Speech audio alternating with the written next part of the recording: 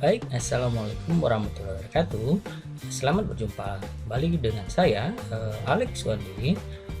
Pada pertemuan kali ini, kita tetap membahas pada mata kuliah testing dan implementasi sistem. Pada materi pelajaran atau materi mata kuliah yang saat ini akan kita bagi menjadi dua, yaitu bagian A dan bagian B. Pada saat ini kita akan membahas tentang posisi testing pada siklus hidup pengembangan sistem atau SDLC. Mengapa ini harus kita bahas? Karena testing pada siklus hidup pengembangan sistem atau pembuatan sebuah aplikasi atau software. Siklus hidup atau pengembangan sistem atau yang sering disebut dengan SDLC atau System Development Life Cycle. Pengertian pengembangan sistem adalah pengembangan sistem dapat berarti menyusun suatu sistem yang baru untuk menggantikan sistem yang lama secara keseluruhan atau memperbaiki sistem yang ada. Jadi pengembangan sistem ini dapat kita membuat suatu aplikasi atau suatu sistem yang baru, yang benar-benar baru, dikarenakan untuk menyelesaikan suatu masalah, atau kita memperbaiki sebuah sistem yang telah ada sehingga menjadi sistem yang lebih baik. Ada beberapa hal yang menyebabkan sistem lama perlu diperbaiki atau diganti. Nah, ada beberapa hal. Yang pertama adalah adanya permasalahan atau problems.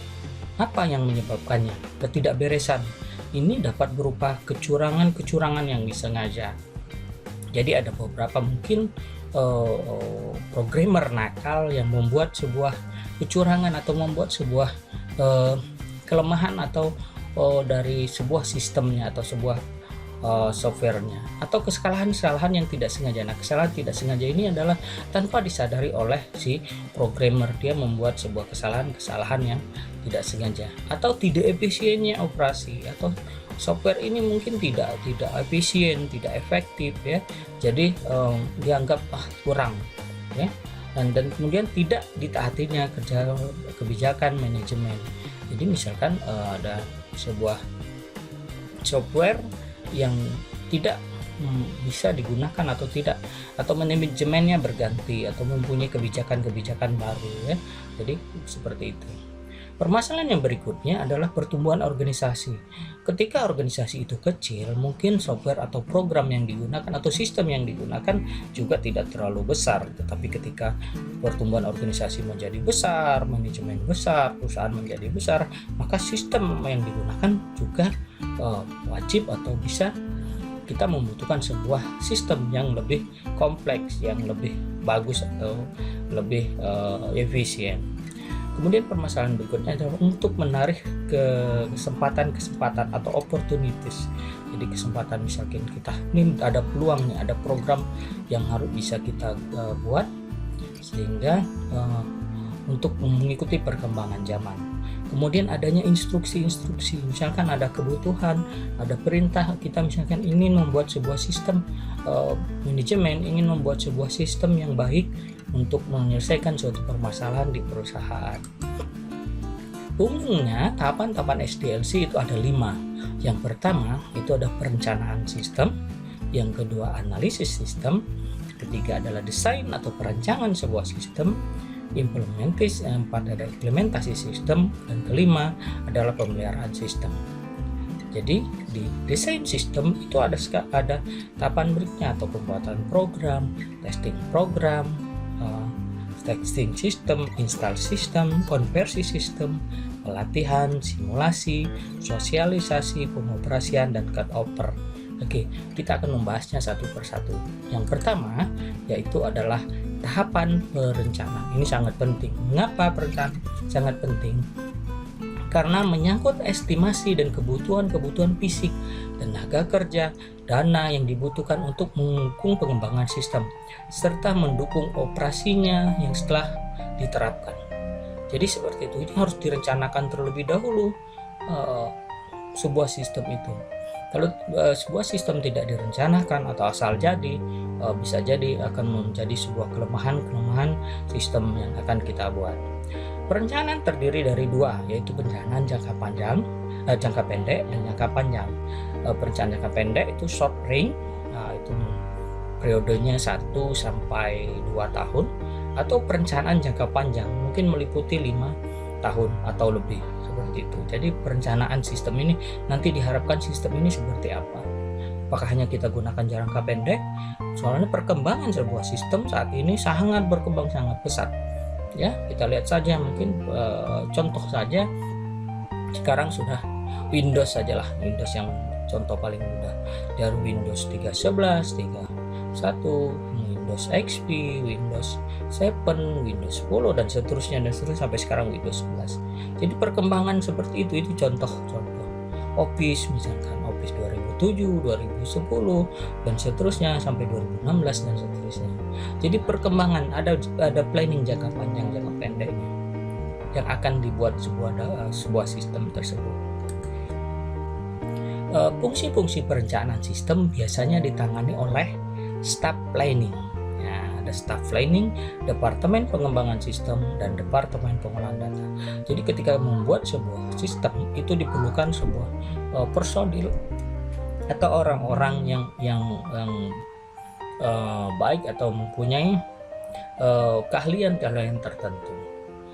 Kalau misalkan sistem itu besar, sistem yang digunakan itu develop untuk sebuah aplikasi atau sebuah sistem yang besar, sangat diperlukan banyak orang. Tidak bisa dikerjakan oleh hanya satu orang saja.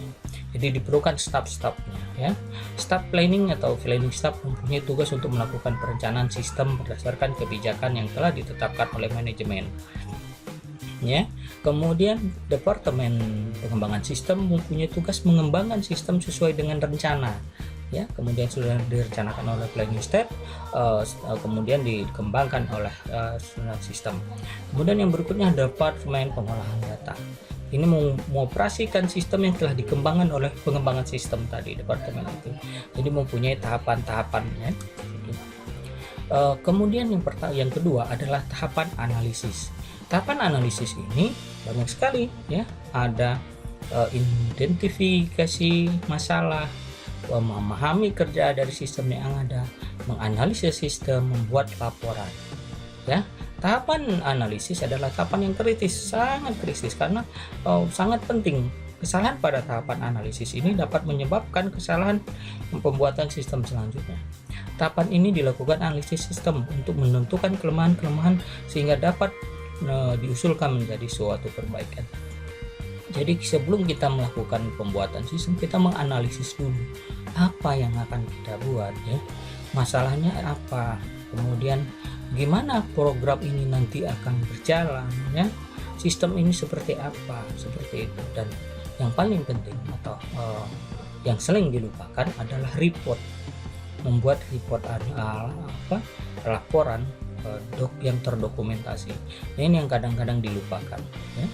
Bukan sistem sudah jadi baru kita buat tahap analisis, tidak seperti itu, tapi menganalisis dulu apa kebutuhan dari sebuah sistem tersebut, ya.